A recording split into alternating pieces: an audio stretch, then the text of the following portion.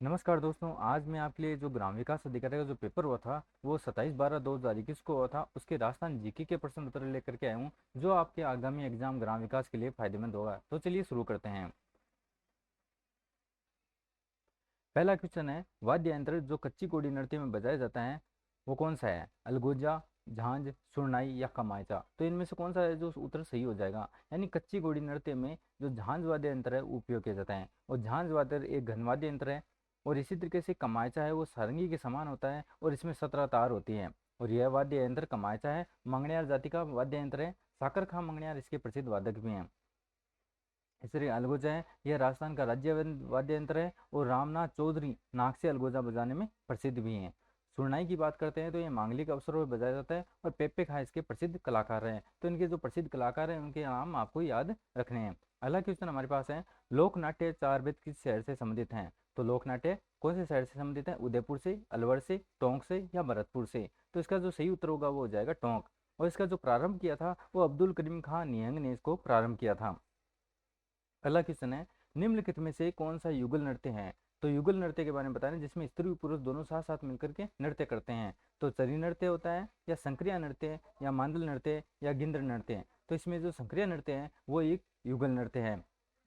यह नृत्य प्रेम कहानी पर आधारित है। और चरी नृत्य है वो किशनगढ़ में गुर्जर महिलाओं के द्वारा किया जाता है। अब चरी नृत्य के मुख्य कलाकार हैं उनके भी नाम आपको याद रखने हैं, जैसे फल्कूबाई है और श्री मोहन गौड़ है, वो चरी नृत्य के प्रमुख कलाकार हैं। तो इसके तो प्रमुख कलाकारों का नाम ध्यान रखना है, और ये संक्रिया नृत्य का ध्यान रखना है, ये युगल नृत्य है। अलग जो क्वेश्चन है वो है, निम्नलिखित में से कौन सा शासक या चित्रकला शैली है वो सही सुमेलित नहीं है? बताना है हमें कौन सा सुमेलित नहीं है। तो फर्स्ट ऑप्शन आ जाता है राज सिंह फर्स्ट नाथ द्वारा, अनूप सिंह बीकानेर, विजय सिंह देवगढ़, सावन सिंह किशनगढ़? तो इनमें से कौन सा ऑप्शन है जो सही हो जाएगा? तो इसमें जो विजय सिंह देवगढ़ है वो ऑप्शन बिल्कुल सुमेलित नहीं है। अगला क्वेश्चन है, सूची फर्स्ट या सूची सेकंड से मिलान कीजिए। सूची फर्स्ट को सेकंड से मिलान करना है, और नीचे दिए गए कूट का उपयोग करके सही उत्तर का चयन भी करना है। तो एक तरफ हमें पशु मेला दिया गया है, जैसे वीर तेजा जी का, शिवरात्रि का, चंद्रभागा का, वो मल्लीनाथ जी का जो मेला है वो दिए गए हैं। और दूसरी तरफ हमें स्थान दिए गए जैसे बाड़मेर, भरतपुर, परबतसर और झालरापाटन। तो इनको मिलान करना है हमें। तो मिलान करने के लिए हमें क्या करना है, देखना है। फर्स्ट जो शिव वीर तेजा जी का मेला है, वीर तेजा जी का मेला बढ़ता है वो परबतसर में बढ़ता है। चंद्रभागा का मेला है वो झालावाड़ में पड़ता है, और मल्लीनाथ जी का मेला है वो बाड़मेर पड़ता है। तो शिवरात्रि का मेला कहाँ पे लगता है? भरतपुर में है। तो इस तरीके से हमारा जो आंसर हो जाएगा वो बी ऑप्शन सही हो जाएगा इसमें। अगला क्वेश्चन है, राजस्थान में पर्यटन विभाग की स्थापना हुई थी, यानी पर्यटन विभाग की स्थापना जिस वर्ष हुई थी वो स्थापना वर्ष हमें बताना है। यानी 1952 में हुई थी, या 1954 में हुई थी, या 1956 में, या 1958 में? तो इसका जो आंसर जो सही होगा वो हो जाएगा 1956। राजस्थान पर्यटन विभाग की स्थापना हुई थी वो 1956 में हो गई थी। अगला क्वेश्चन है, किसकी सिफारिशों के आधार पर अबू व देलवाड़ा तहसील को राजस्थान में मिलाया गया था? अबू व देलवाड़ा जो तहसील है जो सिरोही में स्थित है, उनको उनको राजस्थान में कब मिलाया गया था, किसकी सिफारिश में मिलाया गया था? तो पहला ऑप्शन हो जाएगा सरदार वल्लभ भाई पटेल, दूसरा है फजल अली, तीसरा है गुरुमुख निहाल सिंह, चौथा है गोकुल भाई भट्ट। तो इसमें जो फजल अली है वो, इसमें जो दूसरा ऑप्शन है फजल अली राज्य पुनर्गठन आयोग के अध्यक्ष भी थे, और उन्हीं की सिफारिश के आधार पर राजस्थान में अबू व देलवाड़ा को मिलाया गया था।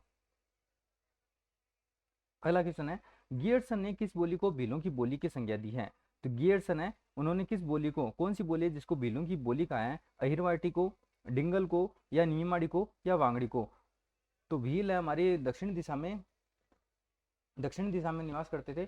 तो उनको जो वांगड़ी है, वांगड़ी बोली है, उसी को भीलों की बोली कहा गया है। किसने कहा? गियर्सन ने कहा है। अगला जो क्वेश्चन है, राजस्थान में न्यूनतम जनसंख्या वाले निम्नलिखित 3 जिलों का सही बढ़ता हुआ क्रम बताना है जो जनसंख्या 2011 के अनुसार होगा। तो कौन सा होगा? सिरोही, ए ऑप्शन है सिरोही, प्रतापगढ़, जैसलमेर। दूसरा ऑप्शन है जैसलमेर, प्रतापगढ़, सिरोही। तीसरा ऑप्शन है प्रतापगढ़, सिरोही, जैसलमेर। और चौथा ऑप्शन है जैसलमेर, सिरोही और प्रतापगढ़। तो इसमें जो ऑप्शन सही होगा वो हो जाएगा बी ऑप्शन सही हो जाएगा, जैसलमेर, प्रतापगढ़ और सिरोही। लेकिन इस प्रश्न को बोर्ड ने डिलीट कर दिया था। अगला क्वेश्चन है, राजस्थान में मई और जून में सर्वाधिक धूल भरी आंधियां किस जिले में आती है? तो धूल भरी आंधियां हैं मई और जून के महीने में कौन से जिले में आती हैं? तो बीकानेर में आती है, जैसलमेर में आती है, गंगानगर में, या बाड़मेर में? तो इसका जो ऑप्शन सही हो जाएगा वो गंगानगर होगा, और गंगानगर में 27 दिन तक आंधियां चलती है एवरेज। अगला क्वेश्चन है, राजस्थान में निम्नलिखित में से कौन सा एक बालू का स्तूप का प्रकार नहीं है? तो बालू का स्तूप का प्रकार बताना है, उसका नाम बताना है, जैसे बरखान है, सीफ है, पैराबोलिक है वो थली है। तो इनमें जो थली है वो एक स्थान का नाम है, ना कि कोई बालू का स्तूप का नाम है, तो इसलिए जो थली है वो सही हो जाएगा। अगला क्वेश्चन है, राजस्थान सरकार ने उद्योग विभाग का नया नाम बदल कर क्या रख दिया है? तो उद्योग विभाग है उसका नाम क्या रख दिया गया है? ऑप्शन वाणिज्य विभाग, उद्योग या सहकारिता विभाग, उद्योग और तकनीकी विभाग, उद्योग एक वाणिज्य विभाग। तो इसका जो ऑप्शन सही हो जाएगा वो हो जाएगा डी ऑप्शन हो जाएगा, यानी उद्योग एवं वाणिज्य विभाग। उद्योग विभाग का नाम बदला गया है और नाम बदल करके उद्योग एवं वाणिज्य विभाग कर दिया गया, और इसका जो नाम बदला गया था 19 अगस्त 2021 को बदला गया था। अगला क्वेश्चन है, 2001 की तुलना में 2011 की जनगणना के अनुसार राजस्थान के नगरीय क्षेत्रों में लिंग अनुपात प्रति 1000 पुरुषों पर कितनी महिलाओं से बढ़ा है? यानी कितनी महिलाएं बढ़ी है 1000 पुरुषों पर? तो इसका आंसर हो जाएगा, ऑप्शन है 12, 18, 21 या 24। तो इसका जो आंसर हो जाएगा वो 24 महिलाएं प्रति 1000 पुरुषों पर बढ़ी हैं। अगला क्वेश्चन क्या हो जाएगा, 1822 में गठित मेरवाड़ा बटालियन का मुख्यालय कहाँ है? 1822 में गठित हुई थी कौन सी मेरवाड़ा बटालियन, और उसका मुख्यालय उस वक्त कहाँ रखा गया था? नसीराबाद में, देवली में, ब्यावर में, जहाजपुर में। तो इसका जो ऑप्शन सही हो जाएगा वो हो जाएगा ब्यावर। जो 18 मेरवाड़ा बटालियन है 1822 में गठित हुई थी उसका मुख्यालय ब्यावर में रखा गया था। अगला क्वेश्चन है, कमला और इलायची की चित्रकला शैली की अग्रणी चित्रकार महिला है? तो कमला और इलायची का नाम ध्यान रखना है, और ये कौन सी चित्रकला शैली की महिला चित्रकार हैं? तो जोधपुर की, नाथद्वारा की, किशनगढ़ की या बूंदी की? तो इसमें से कौन सा आंसर सही होगा जी? ये हो जाएगा नाथद्वारा। ध्यान रखना, कमला और इलायची दोनों नाथद्वारा से संबंध रखती हैं, और 1672 ईस्वी में महाराणा राज सिंह के समय में ये प्रसिद्ध हुई थी चित्रकला। अगला क्वेश्चन है, मिर्जाई, दुतई और डगला ये किस प्रकार के हैं? तो मिर्जाई, दुतई और डगला किसे कहते हैं? अंगरखी के प्रकार हैं, पगड़ी के हैं, धोती के हैं या लहरिये के हैं? तो इसमें जो अंगरखी हैं उसी के प्रकार हैं मिर्जाई, दुतई और डगला, ये धोती के प्रकार हैं, नहीं अंगरखी के प्रकार हैं। अगला क्वेश्चन है, निम्न में से किस मुख्यमंत्री को डीग गोलीकांड के बाद इस्तीफा देना पड़ा था? उन्होंने इस्तीफा भी कब दिया था, दोनों चीजें बतानी है, नाम भी बताना है मुख्यमंत्री का और कब इस्तीफा उन्होंने दिया था ये बताना है। तो पहला ऑप्शन जगन्नाथ पहाड़िया 13 जुलाई 1981, दूसरा ऑप्शन शिवचरण माथुर 23 फरवरी 1985, तीसरा है हरदेव जोशी 20 जनवरी 1988, चौथा है मोहनलाल सुखाड़िया 16 फरवरी 1980। तो इसका जो ऑप्शन हो जाएगा बी शिवचरण माथुर यानी 23 फरवरी 1985 का ऑप्शन सही हो जाएगा। अगला क्वेश्चन है, राजस्थान में किस वर्ष जिला ग्रामीण विकास अभिकरण का विलय जिला परिषद में किया गया था? यानी जिला ग्रामीण विकास अभिकरण है DRDA का जो विलय है वो जिला परिषद में कब किया गया, सन हमें बतानी है। तो ऑप्शन 2001, 2003 या 2005 या 2008। तो इसमें जो ऑप्शन हो जाएगा 2003, यह ऑप्शन हमारे लिए सही हो जाएगा। अगला क्वेश्चन है, 2018 तक राजस्थान विधानसभा कितने आम चुनाव संपन्न हो चुके थे? 2018 में जो विधानसभा चुनाव हुए थे कौन से संपन्न हुए थे? 13वें थे या 14वें या 15वें या 16वें? तो इसका जो आंसर हो जाएगा 2018 में जो विधानसभा संपन्न हुए थे वो 15वें चुनाव थे, और अभी जो विधानसभा चल रही है वो 16वीं विधानसभा चल रही है। अगला क्वेश्चन है, कथनों को ध्यानपूर्वक पढ़िए। कथन क्या है कि राज्यपाल को यह घोषित करेगा कि वह विधेयक को राष्ट्रपति के विचार के लिए आरक्षित रखता है। इसमें अनुच्छेद बताना है, अनुच्छेद 200। ये जो कथन है ये अनुच्छेद 200 में दिया गया है।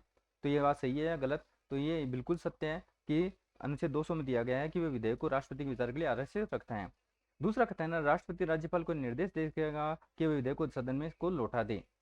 राष्ट्रपति राज्यपाल को यह निर्देश दे सकेगा कि वह विधेयक को सदन को लौटा दे। तो अनुच्छेद 221 में। तो इसमें दोनों ही कथन है वो एकदम सही हो जाएंगे, यानी सी ऑप्शन इसमें एकदम सही हो जाएगा। अगला क्वेश्चन क्या है कि राजस्थान सिविल सेवा अपील अधिकरण कहाँ स्थित है? राजस्थान सिविल सेवा अपील अधिकरण है वो कहाँ स्थित है? जोधपुर में, बीकानेर में, भरतपुर में या जयपुर में? तो इसका जो ऑप्शन हो जाएगा जयपुर, यानी डी ऑप्शन है वो सही हो जाएगा। राजस्थान सिविल सेवा अपील अधिकरण है वो जयपुर में है। अगला क्वेश्चन है, राजस्थान राज्य महिला आयोग के संबंध में कौन सा या कौन से कथन सत्य हैं? महिला आयोग के संबंध में कौन से कथन सत्य हैं वो बताने हैं हमें। तो आयोग के अध्यक्ष और सदस्यों की नियुक्ति राज्यपाल करता है, क्या ये कथन सही है? ये कथन गलत है, ये अध्यक्ष है और सदस्य की नियुक्ति राज्यपाल नहीं करता है। आयोग का गठन 15 मई 1999 को हुआ था, ये कथन बिल्कुल सही है। यह गैर संवैधानिक व परामर्शकारी निकाय है, ये भी कथन सही है। और इसका कार्य महिला उत्पीड़न से संबंधित है, शिकायतें सुनना और उनकी जांच करना होता है। तो ये कथन भी सही है, यानी 2, 3 और 4 जो कथन है वो बिल्कुल सही है, यानी ऑप्शन जो हमारा हो जाएगा 2, 3, 4 का मतलब सी ऑप्शन है हमारा सही हो जाएगा।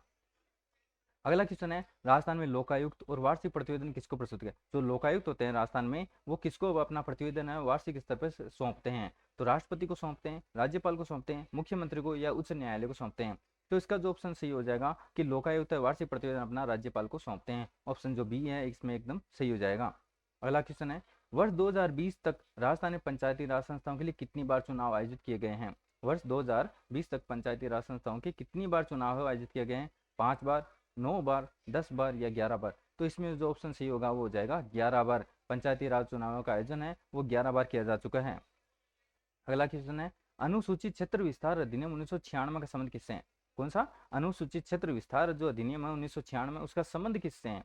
तो ऑप्शन आरक्षण क्षेत्र में विस्तार के लिए, बी ऑप्शन है पंचायती राज सशक्तिकरण के लिए, सी ऑप्शन शिक्षा के लिए और चौथा ऑप्शन है सांस्कृतिक विकास के लिए। तो इसमें जो बी ऑप्शन है पंचायती राज सशक्तिकरण, ये एकदम आंसर सही हो जाएगा। अगला क्वेश्चन है, भारतीय संविधान के कौन से अनुच्छेद में ग्राम सभा की परिभाषा दी गई है? तो संविधान का क्वेश्चन है और भारतीय संविधान है, यानी ग्राम सभा जो है उसकी परिभाषा है वो कौन से अनुच्छेद में दी गई है? अनुच्छेद का नाम हमें बताना है। अनुच्छेद 243, अनुच्छेद 243 क, अनुच्छेद 243 ख और अनुच्छेद 243 ग। तो इसमें कौन सा ऑप्शन सही हो जाएगा? तो इसमें ऑप्शन सही होगा, ग्राम सभा की परिभाषा है वो अनुच्छेद 243 में दी गई है, यानी जो ऑप्शन ए है वो बिल्कुल सही हो जाएगा। तो ये मोस्ट क्वेश्चन थे जो 2021 के पेपर में आए हुए थे, तो आपके लिए मोस्ट साबित होंगे, तो इनको ज़रूर देखना है एक बार। अगर आपको वीडियो अच्छा लगा तो मैं अगला वीडियो ज़रूर लेके आऊँगा। अगर आपने इसे लाइक किया, सब्सक्राइब किया, तो ज़रूर मैं आपके लिए अगला वीडियो लेके आऊँ जिसमें हम दूसरा जो सेकंड शिफ्ट में पेपर हुआ था उसका हम हल करेंगे। धन्यवाद।